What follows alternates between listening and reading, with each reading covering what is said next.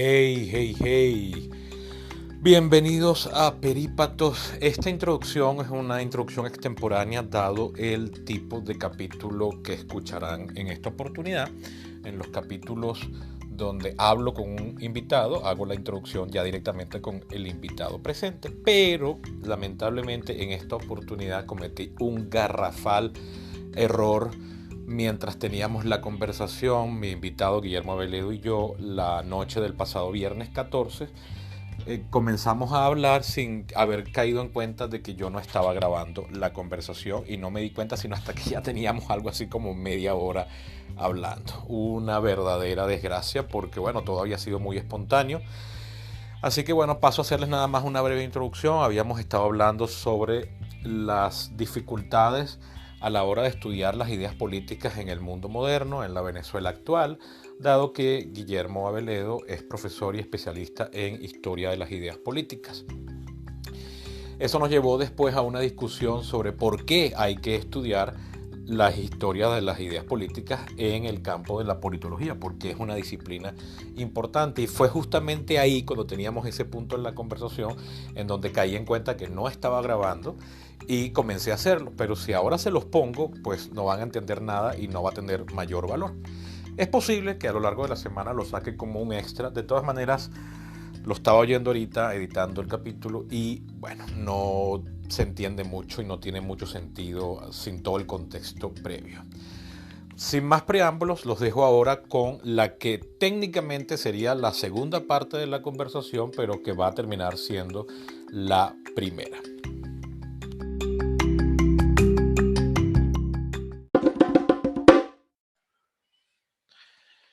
Hey, hey, hey, bienvenidos de regreso a Perípatos. Hoy estoy con el colega politólogo y antiguo profesor, buen amigo Guillermo Aveledo, profesor de la Escuela de Estudios Políticos de la Universidad Central de Venezuela y de la Escuela de Estudios Liberales de la Universidad Metropolitana, en donde incluso eres, creo que decano hoy en día, ¿no?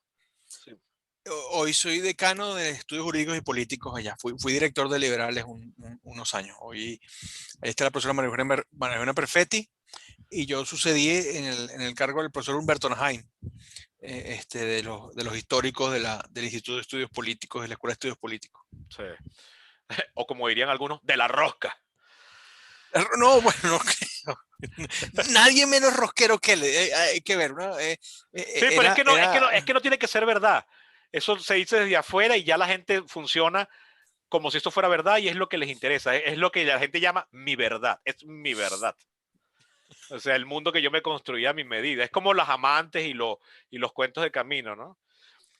Bien. sí, sin duda. Eh, eh, quiero de antemano pedir disculpas porque no estoy seguro de que se haya grabado bien, del todo bien, la primera parte de esta conversación.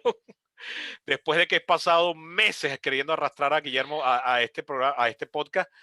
De todas maneras, bueno, si no Es fue una así, lástima porque realmente solucionamos los problemas del país completamente, sí, absolutamente. se lo No perdieron. hay, eso me recuerda un chiste del Camaleón hace años, que era con Gonzalo Barrios. Entonces ponían, claro, Gonzalo Barrios que al final de su vida tenía esa lengua enredada. Entonces, este, la solución del país, bla, bla, bla, bla, bla, bla. Más o menos así. Yo creo haber visto eso. Yo me acuerdo que yo era fanático del camaleón y los coleccionaba. Cuando chamo, una vez forré mis cuadernos con el camaleón. Qué lástima que Oye, ya. eso sí como mucho. Sí, en sexto grado yo recuerdo haber forrado mis cuadernos con el camaleón y recuerdo un compañero de clase que cuando vio eso lo sintió como un sacrilegio porque yo había despedazado unos camaleones, unos ejemplares para forrar mi cuaderno, mientras que él los guardaba en su casa. Estamos hablando de niños de 12 años de la Venezuela de principios de los 90 que todavía no tenían plena conciencia política y yo gozaba un mundo con el camaleón. Y Yo también, hasta yo también, yo también. cierto punto lo extraño. Ahorita tenemos un sucedáneo que, bueno, es el chigüire bipolar, pero la realidad de Internet o sea, las dinámicas de Internet no son igual, ¿no? La forma de. Bueno, es otra cosa, pero hacen comentarios muy atinados y a Sí, veces uno ve retrospectivamente el Camaleón y se ve como antiguo en algunas, en algunas cosas. bueno, No, yo tendría que ver un ejemplar otra vez para verlo, pero lo que yo extraño más que todo el camaleón son los dibujos. O sea, la sí, gráfica. ya hay muy pocos caricaturistas a ese nivel aquí, ¿no? Porque claro, tampoco es que hay prensa, entonces, y los memes creo que han sustituido a la caricatura en todo el mundo, en todo el mundo. Realmente la caricatura está en crisis en el planeta Tierra. ¿Tú crees? Sí, por una parte porque ya nadie pues, se puede sentir muy original. Doy un ejemplo. Cuando tú sabes, coleccionando caricaturas extranjeras, yo monté unas en Facebook, de una galería de caricaturas sobre Fidel Castro, de todo el mundo, que fui agarrando de periódicos de aquí, de allá, de tal y cual. Y tú ves, al menos el 60% eran chistes más o menos similares. Eh, Algo con el tabaco, algo con el mapa de Cuba. Es decir, no es que, oye, se fundió el cerebro haciendo aquí una caricatura sobre Fidel original. Y críticos y elogiosos, ¿no? La mayor parte eran críticos. Entonces era realmente fastidioso. Y si te das cuenta de eso, con cualquier tema actual, con cualquier tema, hay ciertos clichés, tienen cierta... no hay... No brilla tanto. Por otro lado, es distinto ahora que puedes tener animación, ahora que puedes tener microvideos, ahora que puedes tener... La caricatura no tiene ese mismo poder. La caricatura es un tiempo, vamos a decir, hasta cierto punto del mundo analfabeta. Oye, o sea, entiendo por qué lo dices y estoy en buena medida de acuerdo, pero a mí el algoritmo de Instagram ya detectó que me gusta ver caricaturas, entonces me las está sugiriendo todo el tiempo y he llegado a unas Y hay caricaturas cómics muy buenos en Instagram. y, Yo lo y, y sigo, oye, ¿cómo no? y cuando veo algo trabajado, pensado, que es un...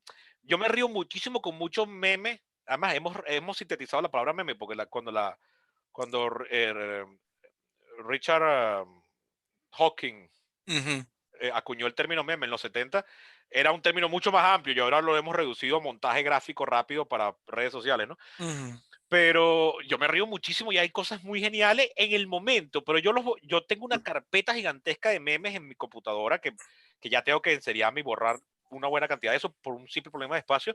Y me doy cuenta que me encuentro con algunos que un año después ya habían perdido mucha vigencia, ¿no? Ojo, eso pasa con el humor en general, pero yo me acuerdo una charla de Laureano Márquez junto a mi papá, en la que él decía que él leía Aristófanes y él no le encontraba el chiste a nada. Ese es un problema del humor. El humor es demasiado contextualizado, ¿no? Tampoco Sócrates.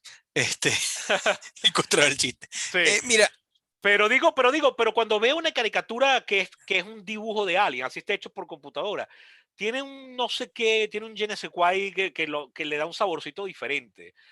no, Las caricaturas del New Yorker, por ejemplo, o las eh, venezolanas como Edo, Raima, todo eso que uno puede estar de acuerdo o no con lo que dicen, pero el arte que está metido ahí a mí me parece encantador.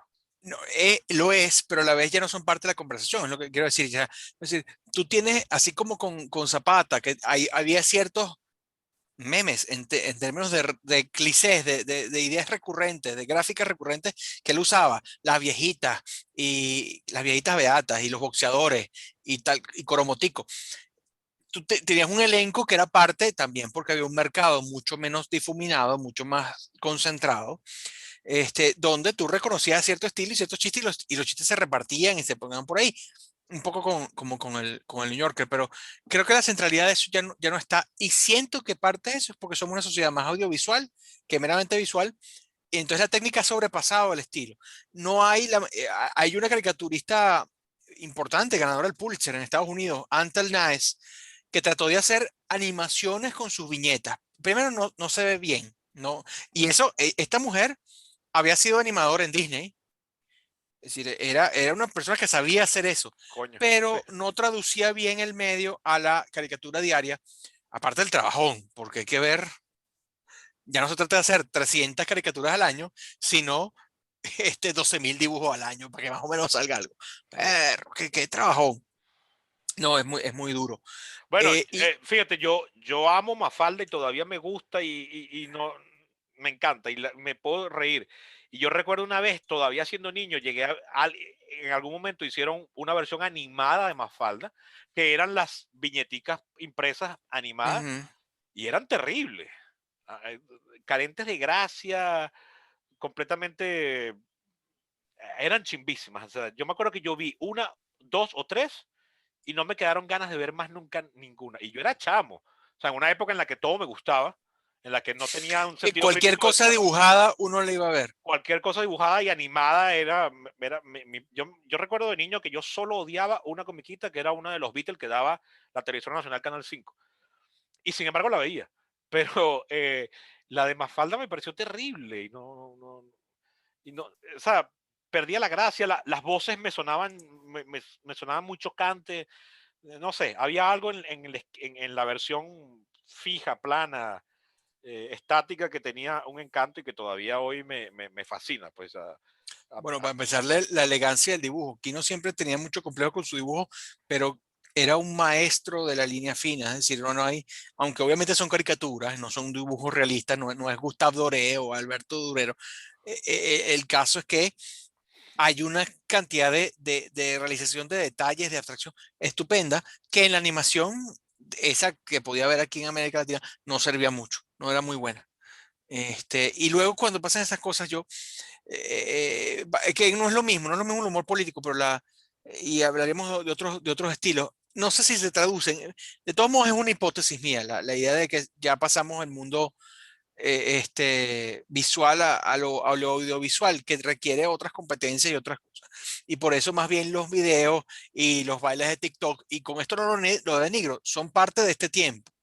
Quien pueda yo estos días pasé una pena con un estudiante porque dice, no, que yo vi en TikTok, entendí yo vi en TikTok, profesor, tal cosa sobre Maquiavelo. Yo estaba emocionado. Oye, ¿alguien pudo usar TikTok para algo distinto? Es decir, no los videitos cortos que usan. Entonces, me intrigó la cosa. No, no, profesor, no TikTok, una TED Talk, una TED Talk. Sí, sí.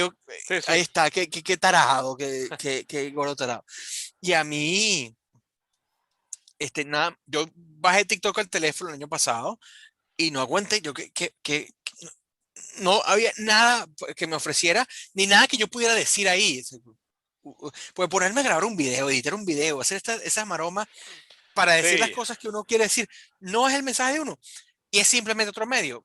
Ahí es otra competencia, pero humor político hay, ensayo político hay, y a mí el chigüire polar me parece muy atinado muchas veces, a veces sobrepasado por los hechos, porque por sí, supuesto estamos eso, y no olvidemos, está la censura. sí. Bueno, fíjate que muchas veces salen unos videos o, o unas noticias y la gente dice, no es un titular del Chigüire. O sea, la gente advierte, o Así ha sea, quedado consolidado, así ha quedado eso, consolidado. sí, primero demuestra eso, que ya quedó consolidado, que ya ha sido internalizado, y segundo, lo que tú decías de que ha sido superado muchas veces por la realidad. Pero yo, en el caso concreto del Chigüire, yo soy de la opinión de que creo que muchas veces el chiste está ya en el titular y que el desarrollo de la noticia falsa, evidentemente, en los siguientes párrafos, por lo general no aporta gran cosa. O sea, ya tú te orinas de la risa con el titular. Yo me Sí, acuerdo, sí, yo, sí, sí. yo me acuerdo una vez que salió hace muchos años uno, reportan que en Maturín no pasa nada. Y yo tengo amigos de Maturín, y fíjate, ya nos estamos riendo los dos. Y yo me acuerdo, pusieron una foto de una calle X que bien podría haber sido San Felipe y Yaracuy, pero el hecho de que en Maturín no pasa nada, y es verdad, en Maturín jamás es noticia, nunca, en Venezuela. Entonces, yo me acuerdo haber leído el párrafo y darme cuenta que el párrafo no aportaba nada. Simplemente decía, fulanito de tal asegura que sí, que efectivamente hoy salió, volvió a su casa y ya, eso fue todo. No pasa nada. Y yo decía, no, esa ya no está. Y ese es el Chigüire recién salido, allá por el 2008, 2009, por allá. Y a mí me quedó la idea de, oye, el chiste está todo contenido en el titular. Y a partir de ahí, ha sido muy escasas las veces en que leo la noticia, el desarrollo, y no aporta más, y aporta algo nuevo. Bueno, ahí está O sea, el es como si talento con... debería ser tweets. El Chigüire se podría hacer tweets y ya, con eso basta. Pues, o sea, en 280 caracteres le tendría suficiente. Bueno, sus editores gráficos que hacen esos montajes en ocasiones, aunque a veces no necesitan hacer montajes, este, son realmente notables. Y bueno, hay humor, pero yo creo que el tema de la censura siempre va a ser muy fuerte, siempre va a ser muy fuerte. Es otro esquema. Aquí ya no hay humor en televisión o nada que se le reconozca. Uno ve que hay un esfuerzo de algunos antiguos actores de Radio Rochela, No solo que RCTV pone en YouTube viejos episodios, que son también, uno podría pensar pensamiento político en esas antologías. Está el episodio terrible, terrible, coño, qué duro, de Luis Herrera al salir del gobierno, que le cae encima. Eso es una cosa de antología. Yo no he visto, Horrible, horrible. O no he sea, visto Radio Rochelas tan viejos. Los que he visto son de los 90, los no, colombianos, los ese está ahí, Bomberón. ese está ahí.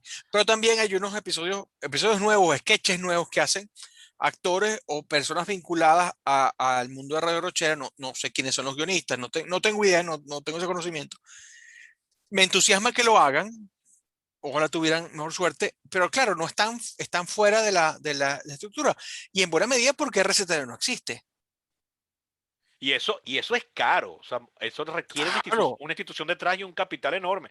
Y alguien, un comediante de esto, uno o dos, por más que quieran resucitarlo, requieren un capital que ellos muy probablemente no están en capacidad de conseguir. Y una suma de talento, porque no solo es el cómico, es el guionista, Es el es el guionista, maquillista, son los camarógrafos, son el editor. Y yo me acuerdo que todo eso. el trabajo de maquillaje de Radio Rochela podía ser excepcional. Absolutamente, absolutamente. Pero porque, bueno, hay una estructura que lo sostenía, pues. Estaban Claro, los ratings y estaba el monstruo que era RCTV. una época en que tenías una audiencia más cautiva, pero También. es increíble como cuando ya había aparecido el cable y ya había conseguido una penetración enorme, todavía hasta 2007 la gente podía estar viendo cable y el lunes ponía Radio Rochela. O sea, sintonizaba un canal nacional. No Ahora eso todos, no le es todos, incomprensible a la gente. A los sí, más jóvenes, quiero decir. sí, a los que se han criado viendo YouTube y ahora Netflix, la idea de sintonizar un programa a una hora nos tiene que lucir a nosotros como, yo qué sé, como el Bueno, telégrafo.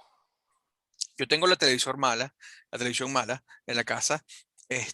Solo tenemos una, no, la televisión de la sala de estar.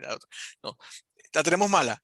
Y en realidad, en buena medida, algo que habría sido desesperante hasta hace poco, ahorita, yo lo único que extraño, con toda franqueza, y perdónenme todos los otros canales, yo lo único que extraño es Vale TV, porque el resto, no, ni siquiera el cable, porque la televisión por cable, hay cosas que me gustan, pero lamentablemente por lo viejo de mi televisor no se puede ver subtítulos, no se puede ver en el idioma original, entonces me choca, me hiere en el tímpano. Quizás este año también el gourmet o algo así. Eso refleja más mi edad que otra cosa. Sí, Ya bueno, estoy viendo cosas de mediana edad. cuando nosotros nos quedamos sin DirecTV el año pasado, yo sufrí. O sea, a mí me molestó porque a mí me gusta ver mucho noticias, me gusta mucho ver estos canales de variedades como la televisión española, la televisión alemana, y me gusta hacer zapping, y yo he descubierto joyas que yo no hubiese visto nunca por el título, por los talentos, por el afiche Seguro, seguro. o por la descripción de qué trata la película. Yo hubiese dicho, ay, no me interesa, pero por haber hecho zapping y haber captado una escena, yo me quedé viéndola y descubrí una joya. Seguro. Y me terminaron gustando. Y me molesta cuando la gente se pone en modo hipster.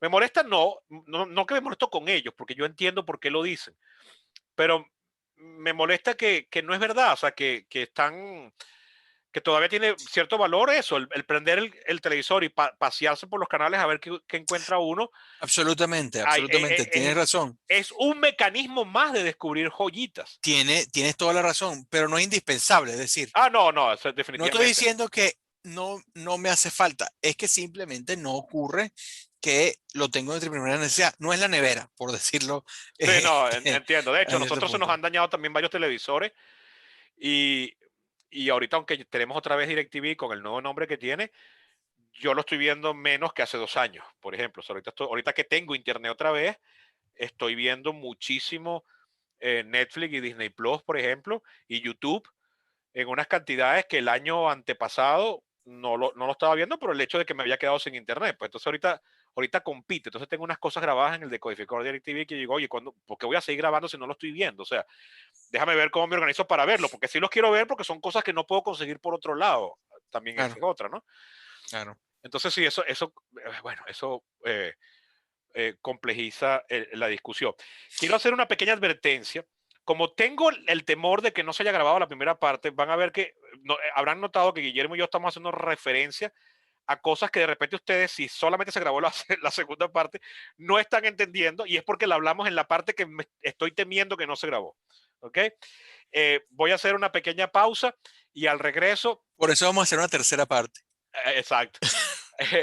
Al regreso de esta pausa vamos a hablar en concreto de la situación venezolana actual y en una tendencia, contextualizado en la tendencia del mundo actual. Mm.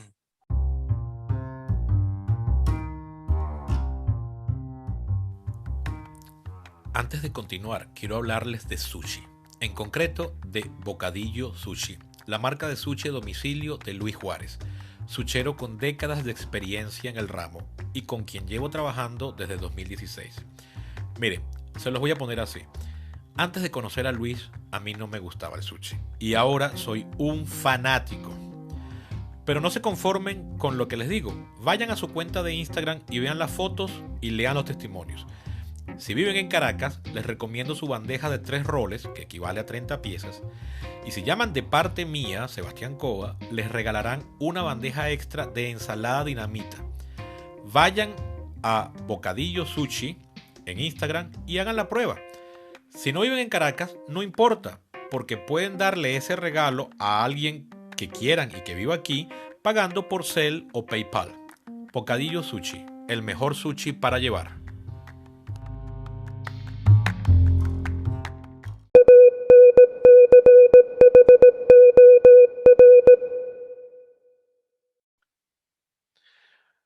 Bien, estamos de regreso en Perípatos. Aquí Sebastián Cova, su anfitrión de siempre, con mi invitado de lujo que tenía tanto tiempo insistiéndole para que viniera, Guillermo Veleo. Estamos grabando esto el viernes 14 de mayo ya son casi las 9 de la noche.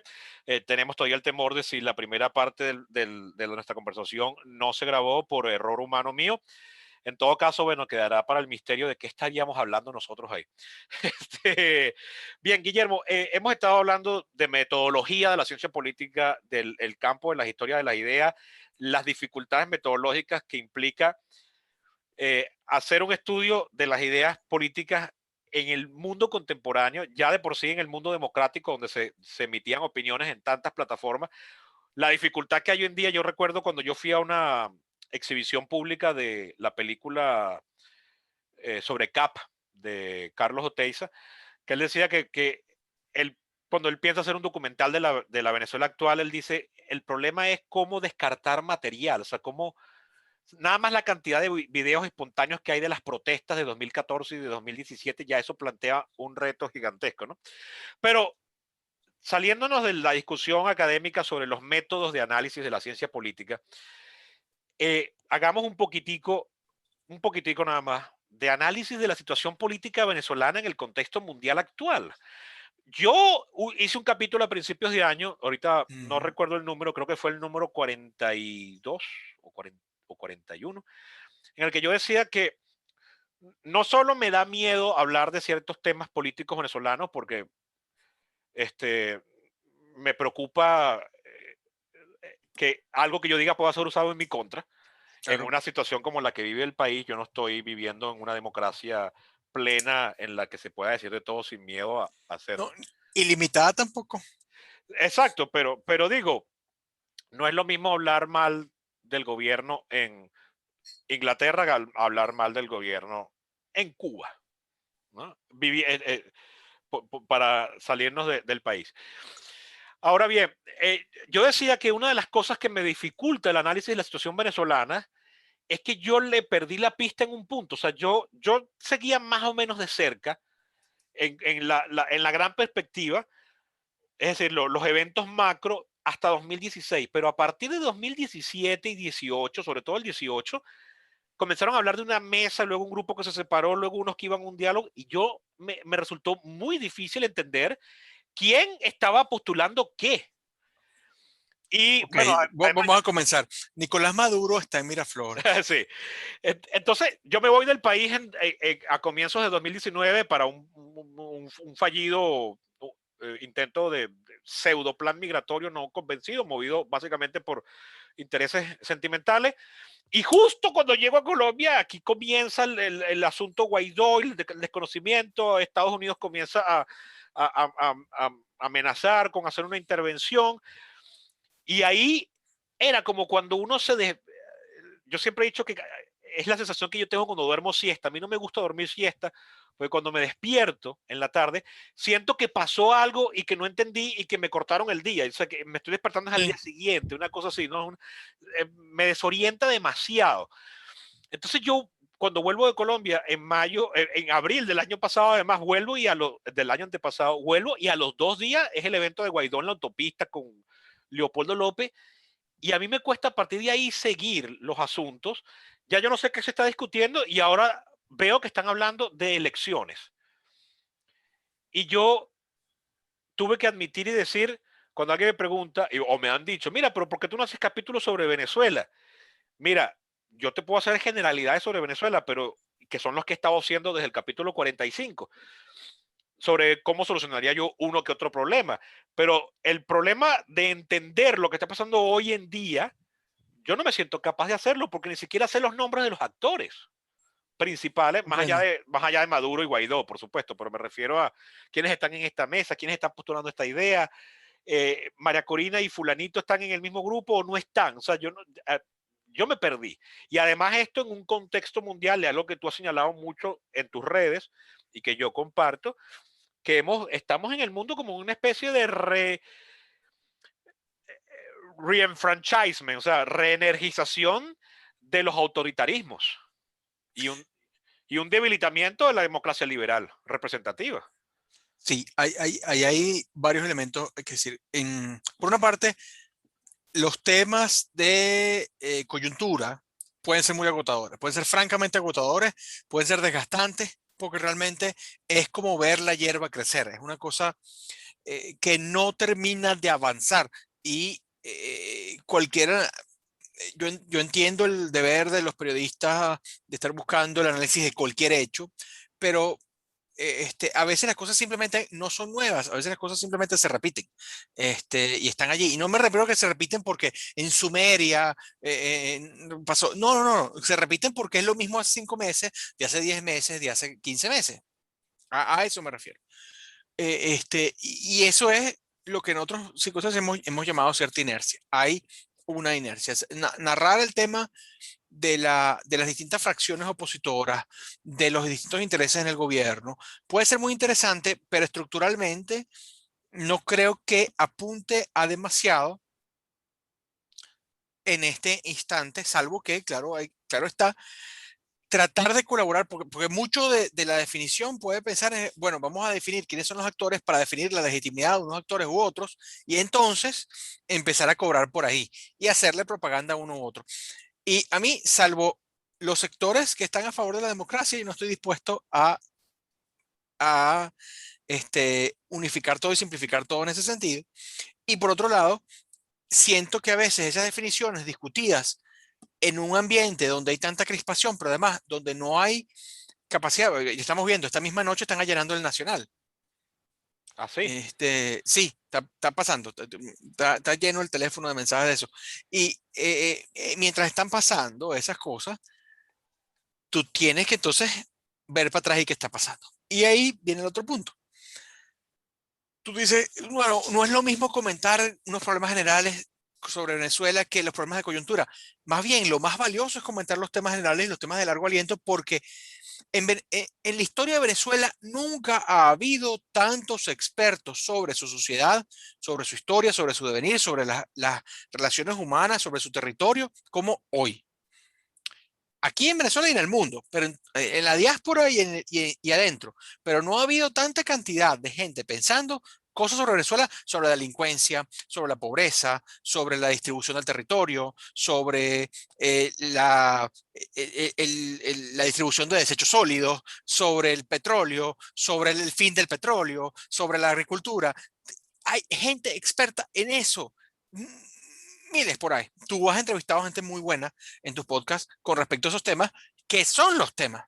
Porque quien quiere gobernar aquí, en las regionales, en las presidenciales, en las parlamentarias, en lo que venga, tiene que enfrentar esos temas. Y ahí algo que decíamos antes, no es que se han perdido esos temas, sino que se ha perdido porque estamos atrofiados en la coyuntura, se ha, se ha perdido la capacidad de debatir esos puntos esenciales y existenciales. Porque estamos tratando de recuperar. No, no vamos a debatir este tema porque es un tema de primer mundo. No, perdón, es un tema de ahorita. Es un tema de aquí. No tenemos que simplemente esperar a que evolucionemos. Podemos saltarnos. No, estamos en la edad de piedra. Podemos saltarnos en la edad del bronce. No, sí, sí podemos. Podemos darnos el lujo porque estamos en esa especie de mecanismo. Pero además, hay cantidad de expertos en academias, en think tanks, en los medios, sobre muchos temas. No todo tiene que ser lo electoral.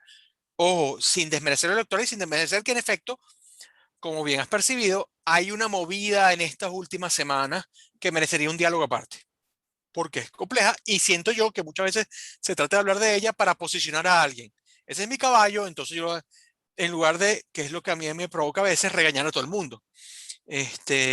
Ojo, regañar a todo el mundo considerando que aún así, todos esos regañados son gente que mucha está en el exilio, mucha está inhabilitada, mucha está reprimida. Es decir, no es que son gente que está jugando como si jugaran un esquema normal político.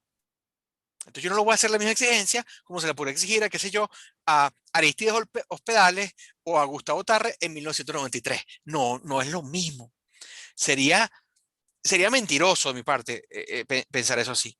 Pensar que Julio Borges o Enrique Capriles o Leopoldo López, Juan Corina Machado, Juan Guaidó o Henry Falcón, todos ellos y muchos más, están actuando como si no estuviéramos en el sistema que allana el nacional a esta hora.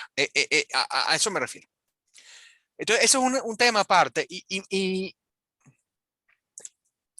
a veces, como a veces uno lo identifican con un bando o con otro, siento que uno va a contaminar en ese sentido. De eso podemos hablar en otro día y de todos modos, como el mundo político se está moviendo, seguramente va a haber temas que hablar en el futuro. Pero en cualquier caso, lo que tú dices, ese reenfranchisement o esa reenergización, en efecto, yo siento que con respecto al autoritarismo, es el signo de nuestro tiempo, al menos el signo más alarmante en lo político. Hay otras alarmas planetarias, pero ese es el signo más alarmante en lo político, de manera más rotunda, porque lo que uno ve es la desvergüenza del autoritarismo. Ya no es que nosotros somos un tipo de verdadera democracia, no es que en realidad Estados Unidos es más autoritario. No, no, no, es que tú sabes qué, chicos, nosotros somos autoritarios y sabes qué, bien bueno, bien bueno. Estamos orgullosos, chicos. Ahí en Occidente que se pelean y se matan. Aquí no, aquí se toleran las cosas. Y tú lo ves en Rusia, tú lo ves en China, tú lo ves en menor medida en Arabia Saudita, en Irán, porque no son tan actores tan globales.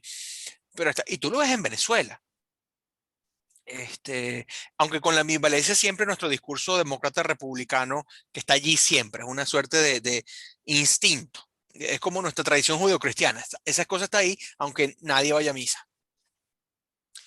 Pero esa desvergüenza autoritaria, percibo yo que es lo más terrible porque se suponía que al menos a los autoritarismos les habíamos ganado, no en eficacia, no en eficiencia, no en poder, pero quizás sí en autoridad moral. Y resulta que ni eso. Eso para mí es un tema peligrosísimo porque no por decir que no, es que las democracias tenemos una deuda con nosotras mismas porque no hemos vivido nuestra vida. Sí, sí, sí, ok, Norberto, obvio, yo no voy, eso es verdad, pero a la vez, lo cierto es que las democracias somos muy acomplejadas, los demócratas del mundo son muy acomplejados, no nos enorgullece la democracia, sino que, caramba, perdón, no hemos sido tan demócratas como prometimos ser. Ajá.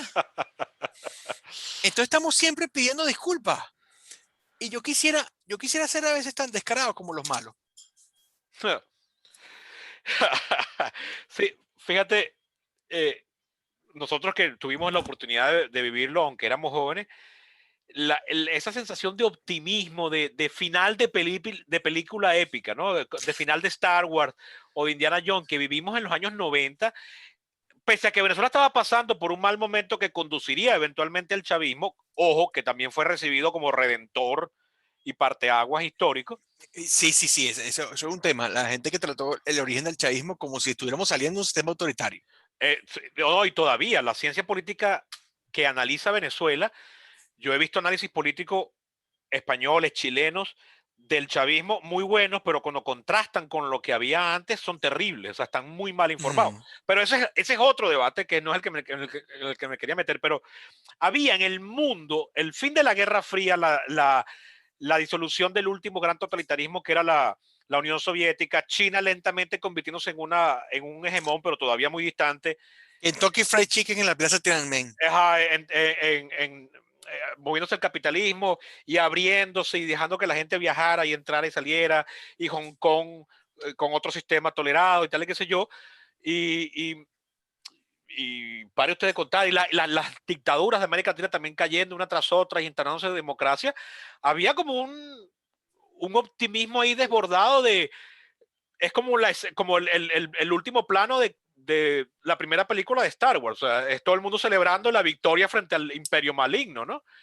Y lo que estamos viviendo en el mundo moderno es como el final de episodio El Imperio contraataca. Del Imperio contraataca, con los buenos huyendo, el imperio, o sea, el protagonista con la mano cortada y deprimido por la revelación que le hicieron, el otro protagonista congelado, o incluso más tétrico todavía el final de episodio 3, pues que está todo el mundo muerto y se instaura la dictadura totalitaria a nivel galáctico y todo eso, ¿no? Y entonces el contraste es definitivamente enorme. Y en ese contexto estamos los venezolanos peleando por la libertad. Y a mí me sorprende cómo esto es un tema que ya yo decidí hablarlo abiertamente, no seguir escondiéndolo, o sea, no seguir corriendo esa arruga. Hemos caído los que nos oponíamos al chavismo por autoritario. Un porcentaje considerable han comenzado a aplaudir autoritarismo que percibimos de signo contrario. No importa que lo sean o no, con tal de que molesten al que me molestó a mí. Entonces yo me hago aliado de un bully para que joda al bully que me hizo a mí la vida imposible en el colegio, ¿no? Con lo cual tú dices, entonces tu enemistad con el chavismo no era por autoritario, sino era porque no te favorecía. Entonces no te puedes molestar con los que favorecieron al chavismo porque se veían favorecidos también ellos. Entonces ahora lo que has hecho es entenderlos. Es como esa famosa escena final, bueno, no es final, pero casi, de 1984 de George Orwell, cuando el torturador le pregunta al torturado, ¿tú harías cosas terribles? No, yo no. Y le repite el audio de lo que él dijo cuando lo estaban espiando, ¿no? Sí, claro, aquí está, así lo harías, pues, ¿no? O sea, tú eres tan malo como yo, y si no lo eres es porque yo no te dejé, porque yo no voy a dejar que tú me lo hagas a mí. Esa última idea, yo siento que está imperando mucho en lo trancado que está la situación venezolana actual, porque hay gente que se ve que era chavista antes, que cuando saben que soy politólogo me preguntan. Por ejemplo, yo he trabajado de delivery de sushi, llevando sushi a domicilio, llevando tanto las bandejas de comida como llevar el suchero para que prepare el sushi en casa de los comensales. Y muchos de los sucheros que yo llevo, que son gente humilde, son de algunos de los barrios de Caracas, varios son de Petare, otros son de Catia. Cuando, tú eres politólogo, entonces me preguntan, mira, ¿y por qué el chavismo no cede? O sea, no lo están haciendo bien. Y yo me entero después que ellos eran chavistas hasta algún punto. Y yo le digo, coño, es que ellos perciben que si ellos sueltan el coroto, ellos mueren. Y no en un sentido metafórico, filosófico, es que no como cuando uno está romántico y le dice a la mujer que lo está dejando, mi vida sin ti no vale nada. No. Ellos están convencidos de que si ellos no tienen a todo el aparato estatal protegiéndolos en miles de anillos de seguridad y reprimiendo ellos antes por si acaso, ellos mueren al día siguiente. Y cuando tú ves algunas de las cosas que en privado la gente, o en las redes abiertamente, los que están en el exilio, la gente que se siente oprimida por el chavismo, o cuando tú ves a quién están aplaudiendo hoy en día solo para molestar al chavismo, tú dices, bueno, es que ese temor del chavismo tiene fundamento. O sea, yo los odio, claro, pero la idea es válida. O sea, lo que ellos temen perder no es un cambur. Lo que ellos temen perder es la vida. O sea, desaparecer físicamente. Y yo muchas veces siento que el que emite juicios políticos, tanto amateur como profesional, se le está olvidando eso. O sea, para el chavismo abandonar el poder no es una opción. Y cualquier mesa de negociación es para ver cómo yo te hago a ti mi dominación más tolerante. Pero ojo, no está en discusión que yo salga de aquí. ¿Tú percibes lo mismo o percibes otra cosa? Por una parte, percibo lo mismo que lo que dice el chavismo, percibo también parte de eso de la población. Percibo ese temor del chavismo tanto de primera mano en el sentido de lo que uno lee de ellos, lo que uno le ha declarado, y uno debe asumir que eso es una expresión genuina de ese temor. Y quienes dicen, bueno, pero están exagerando porque aquí en realidad nunca se ha reprimido a nadie. Hemos llegado a la gobernación de Chuquipún y a la alcaldía de Nomancatuán, y no hemos fusilado gente. Claro, porque en rigor seguíamos en oposición, eso por una parte. En el sistema general seguimos en oposición. Y por otro lado, también es que las cosas han ido empeorando desde que hemos ido perdiendo más espacio de poder. También o sea, hay unas medidas allí que hacen necesaria, no voy a decir la reconciliación, porque eso es más difícil, pero hacen necesaria el recalibramiento de algunos, o el calibramiento, perdón, porque recalibramiento es, todo calibramiento es un ajuste, hacen necesario el calibramiento de algunas medidas de odio del pasado. ¿Qué ha pasado en la historia de Venezuela? Y perdón que vuelvo a decir, esto ha pasado antes. La independencia estuvo llena de horrores, la independencia de Venezuela. Hoy la celebramos, hoy nos tomamos fotos en el panteón, qué sé yo, nuestros niños ondean la bandera tricolor. Por lo contrario, la gente se murió en el campo de batalla y se murió en la calle y se murió en su casa. Una cosa atroz.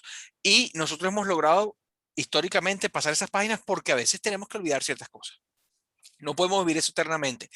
Ahora, la experiencia contemporánea, que nos tiene otras exigencias con respecto a derechos humanos y demás, demanda unos niveles de justicia y unos niveles de cosas que sí es verdad, el chavismo teme. Y el chavismo teme no solo por el espectro, sino teme también por mala conciencia. Es decir, me van a fregar porque yo he hecho mucho. Yo he hecho cosas muy duras, muy terribles. Y eso en última instancia pesa en esa conciencia. Que fíjense que no es lo que pasó con la Cuarta República, y aquí, perdón, la República de Partidos, digámoslo así, porque la entrega, la transición al chavismo, la transición de poder, me refiero, la transmisión de mando de Caldera II a Chávez, por más dura, incómoda y hostil que haya podido ser, no había ese temor. Sí, vamos a quemar cabezas, vamos a freír a daicos y copellanos y demás. Pero fue la retórica en realidad, a la hora de la verdad, no pasa un carrizo, ¿verdad? Entonces, o lo que se amenazaba no era tan grande, o en realidad los fundamentos de la amenaza, la corrupción y demás, no eran tan fuertes como se pensaba, porque hubo investigaciones todo el año 99, y nada de eso llegó a un carrizo, nadie. Y el chavismo estaba en pleno apogeo de poder. Ha podido aprovechar para pasar no solo a la planadora política, sino a la planadora judicial a todo eso. Porque además estaba incluso cambiando el poder judicial. Y eso no pasó. También porque a la vez la cuarta sentía que no tenía esa mala conciencia. Se ha ido creando, no el mito, pero se ha ido aumentando la voz, al menos de algunos hitos autoritarios de la República de Partidos, que son muy llamativos en la teleología del chavismo. La represión a la lucha armada o la represión a la guerrilla, la represión a todos los movimientos de izquierda posteriores, con diversos hitos, el profesor Lovera, Jorge Rodríguez, etcétera, que son hitos dramáticos para ese sector de la opinión política, que era un sector minoritario. Pero ahora tú tienes eso a escala no del 4%, 5%, 10% del electorado, que era lo que era la izquierda históricamente, sino a escala de 56% del electorado. Eso sin contar el descontento práctico del chavista tradicional que está harto. Que su descontento no es un descontento existencial. Entonces tienes eso allí. Pero ya va, cuando dice que está harto ahorita o estaba harto. No, está harto ahorita, que está harto Okay. ahorita del chavismo, que está cansado del problema económico y que claro, a medida que eso mejore, también su vida mejorará relativamente y como ya no se va a comparar con el 2013, sino que se compara con el 2018, puede sentir, bueno, good times are here again. Sí, pero yo creo que ciertos divorcios ya son irreconciliables. O sea, seguro. yo vivo mejor, pero a pesar tuyo, no gracias a ti. O sea, Entiendo, entiendo, claro, claro, sí, sea, seguramente. Hay yo gente creo, que no va a volver. hay gente que no va a volver porque ya saben lo que pasó, pues, y ya saben quién estaba a cargo cuando su vida desmejoró, o tienen familiares en el extranjero, o tienen personas muertas, o tienen el desmadre de esta pandemia, para recordárselos por al menos 2 generaciones más. Ahora bien, ¿cómo, qué tendría que pasar para que se destrabara esta situación? Aquí ya esto es terreno especulativo, ciencia ficción, por no decir fantasía, ¿no? Pero bueno, especulemos un rato. No hagamos una hoja de ruta, sino en una situación ideal, por ejemplo, ¿qué tendría que pasar? Para que esto cambie. Bueno, obviamente tiene que haber conciencia entre quienes manejan los hilos del poder político y económico y militar. Y esos están todos en el oficialismo. Los hilos de verdad, no es que tienen un negocio rentable o que son élites pensantes, no. Los hilos de verdad de gente que manda y le obedece. Punto. Que en esos círculos hay una conciencia, una estima patriótica, una estima de futuro, una estima incluso de supervivencia, en el sentido que así las cosas permanentemente no son viables para una vida llevadera, de cambiar internamente el sistema. Un poco como la conciencia de la élite china en los años 70. ¿Qué torta pusimos? Pero bueno, ya podemos poner eso en el museo, vamos a seguir en esta ruta. Pero hace falta un Deng. No digo un de Klerk, ni siquiera, un Deng para eso. Siento yo que en ocasiones Nicolás Maduro ha sido audaz en ese sentido, porque por medio de abandono, por medio de dejadez, hay cosas que le ha sonado la flauta, pero no hay que desestimar hasta qué punto eso puede ser, no voy a decir planificado, de genial, que está conspirado, esto es parte de la grabación secreta que le dejó Maduro, Chávez a Maduro. No. Pero hay ciertas cosas que pudiendo decidir absolutamente peor, y sabemos que son capaces de hacerlo, decidieron otras cosas. Entonces, será una cuestión de circunstancias, será una cuestión de necesidad, será cuestión que van a amenazar en cualquier momento a volver a eso. Ya tú desataste ciertos demonios que son difíciles de volver a poner en la lámpara. Cierto genio. Uno de ellos es el genio de algún tipo de mercado. Y eso va a costar, por la misma razón que tú has dicho antes de ese divorcio, de esas cosas. El chavismo podría muy bien reagruparse hacia ese sentido, cosa que no pudo hacer Acción Democrática en su tiempo, por ejemplo, porque era un partido democrático, entonces no podía darse el lujo de hacer reforma en un sistema que no lo iba a revirar. Sí, y hacerlas desde arriba nada más. Pero fíjate que aunque es innegable que el chavismo ha aparentemente corregido ruta, siendo básicamente los mismos, salvo que sin el gran líder, sin el amado líder, pero son en esencia, son los mismos.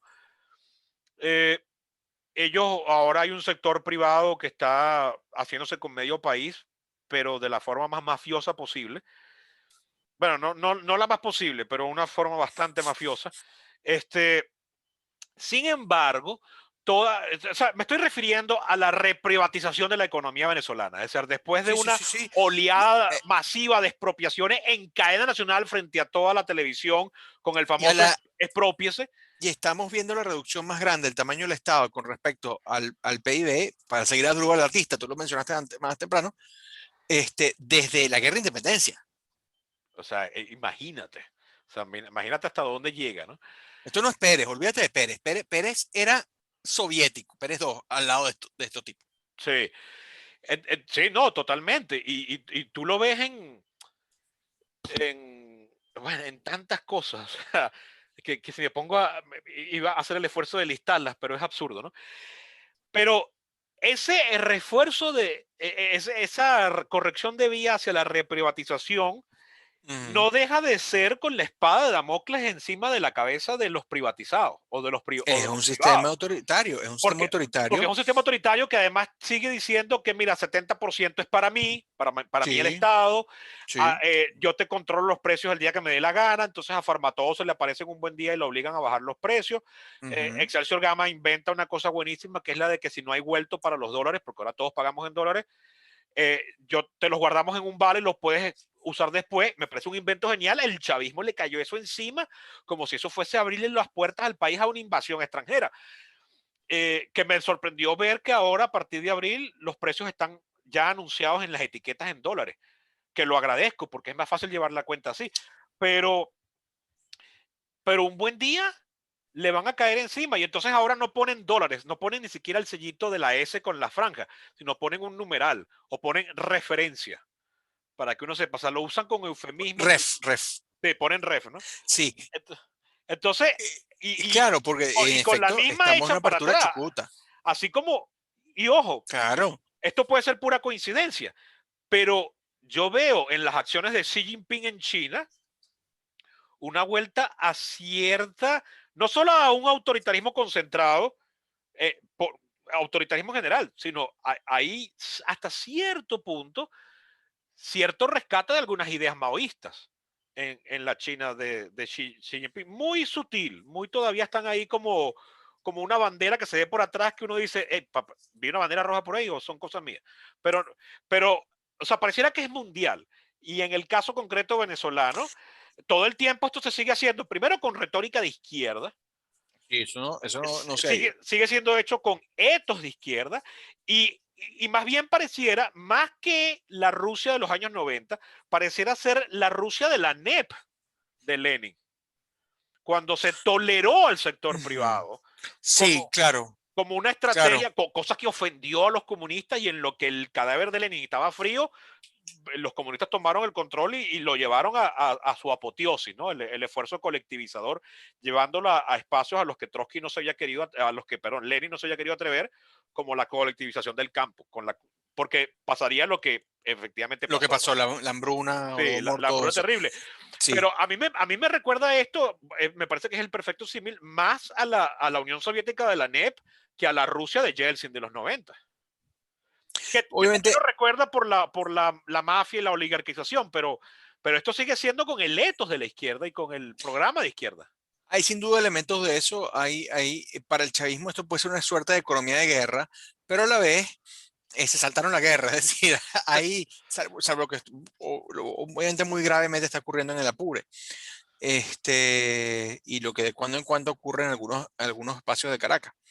Pero yo percibo que en este mundo donde, pese a que hay autoritarismo, todavía el capitalismo no tiene rival real. No hay rival al capitalismo, hay rival a la democracia, al capitalismo no.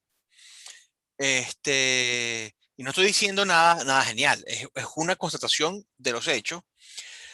Aún con esas cosas, uno percibe que esas alianzas no son ya para la reinmigración del Estado, sino para la creación de una nueva élite. Yo lo apunto más hacia ese lado. La imagen que tú das del NEP es muy seductora, muy interesante. Y bueno, insisto, como tú mismo dices, fue una desviación no seguirlo. Se supone que iba a seguir un tiempo más para desarrollar unas estructuras que facilitaran luego la creación del socialismo en un solo país. Eh, este, en el mundo como está hoy, yo no veo que eso sea posible, porque además, con respecto a Venezuela, falta plata. Es decir, no puede el chavismo simplemente financiar el poco Estado que tiene con lo que recauda o con lo que recibe en renta. No tiene cómo, no tiene cómo. Y ahí tiene que permitirle, para mantenerse en el poder, unos espacios de asimetrías, unos espacios de cotos de casa privado que le permitan a la élite que sostiene el chavismo de poder, que es la que dice si cambiamos o no, vivir como quieren vivir. Porque no es lo mismo ser la oligarquía socialista de un país que no tiene que trabajar o que se puede permitir arruinar su sector trabajador y su sector productivo, empresarial, trabajador privado, público, a cuenta de que tiene renta petrolera, que uno que, aunque aumente el precio del petróleo, aunque aumente cierta producción, realmente no está haciendo lo mismo que antes. Además que eso tiene los días contados. Entonces, yo creo que ahí hay un límite estructural a lo que eso puede ser. El mismo que podía haber en Rusia, de repente. Ahora tú sí planteas algo importante. ¿Y dónde está allí la convicción? La convicción de la élite que está mandando está en en que los bodegones y los food trucks y la liberalización el precio de la gasolina internacional son medidas paliativas de guerra, una suerte de trinchera, o la convicción es que realmente estamos haciendo un giro de mercado. Ahí va a haber un debate, tiene que haber un debate que hasta ahora, hasta donde yo veo, en lo que yo monitoreo al Estado y monitoreo a las expresiones de ellos, los discursos del presidente, no ha habido realmente una cosa original, ¿no? No ha habido un emplazamiento, al menos una racionalización, salvo decir, estamos en guerra económica y yo no quisiera y caramba y tal y cual. Pero de cuando en cuando se asoman algunos de esos argumentos como ¿a quién se le ocurrió congelar los precios de los servicios públicos? Digo Maduro hace unos meses. Y cosas así, cosas que parece un chiste de Chiguriri Polar. Y cuidado si no lo fue también. Pero lo único más cercano que yo he visto con respecto a Xi Jinping justamente esta persecución de la corrupción.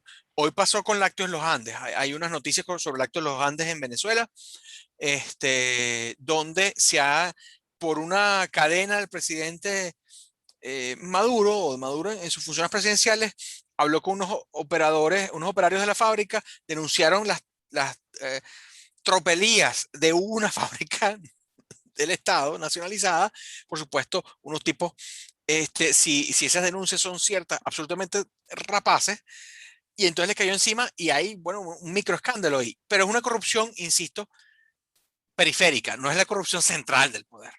Esa no se toca. Y O sea, no, y además, esa es parte del mecanismo de poder. claro, Jorge Rodríguez lo hizo claro. muy explícito en 2018 cuando dijo, sin decir nombre, pero se estaba refiriendo evidentemente a Rafael Ramírez, la revolución exige fidelidad y si no hay fidelidad, te cae todo el peso de la ley. Es decir, Es te hemos, la ley del embudo. sí, te hemos dejado ser el corrupto más notorio del país mientras eras de los nuestros. Pero cuando saliste a hablar paja de nosotros, te voy a perseguir por los crímenes. Crímenes que la Asamblea Nacional te quiso investigar y no la dejamos en 2016. ¿No?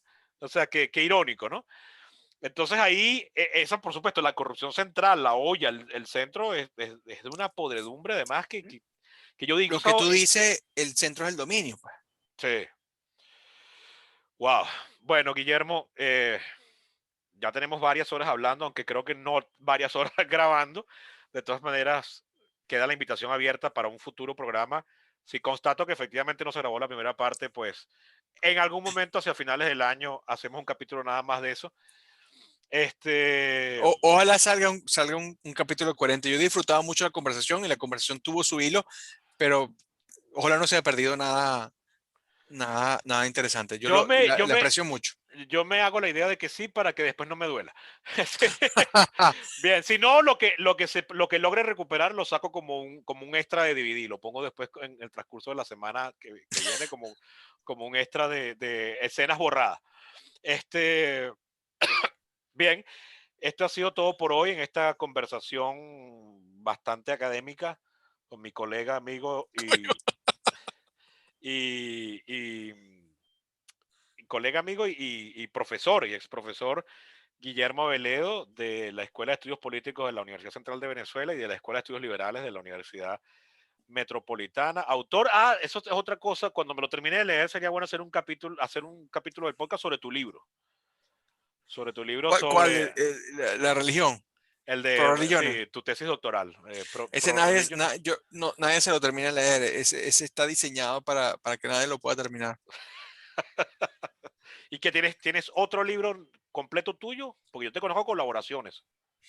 Tengo una antología que tiene puesto un estudio introductorio, pero que es el de la Segunda República Liberal Democrática. Un poquito posterior a ese. Pero no, libros coeditados y demás, eso es otra cosa. Ya. Bueno, sin más nada que agregar, solamente me queda despedirme. Le agradezco a Guillermo su participación. Y pido disculpas si le estropeé algo que haya afectado después de haberte jalado tanto para que vinieras al programa. No, en absoluto, en absoluto. Y bueno, pues entonces también sí le pido disculpas a la audiencia si lo arruiné. De todas maneras no le he podido contactar, lo comprobaré ahora. Guillermo, ¿quieres despedirte de la audiencia? Nada, yo estoy muy agradecido contigo, Sebastián, con tu asistencia. Además, muy agradecido con tus episodios, todo este conjunto de episodios, el último año, toda esa revisión del sistema político norteamericano tan importante para nosotros y tan mal comprendido por muchísima gente, pero además por aquellos expertos variados en temas que son esenciales. No hay que hablar de la mesita y Guaidó y OEA de Santo Domingo para hablar de los temas importantes de Venezuela. Es decir, no todo es el diario. El diario vale, pero no todo es eso. Así que lo agradezco mucho. Bueno, sí, alguien tenía que aportar la vista desde un dron, la vista de helicóptero. Bueno, eso ha sido todo por hoy. Hasta la próxima.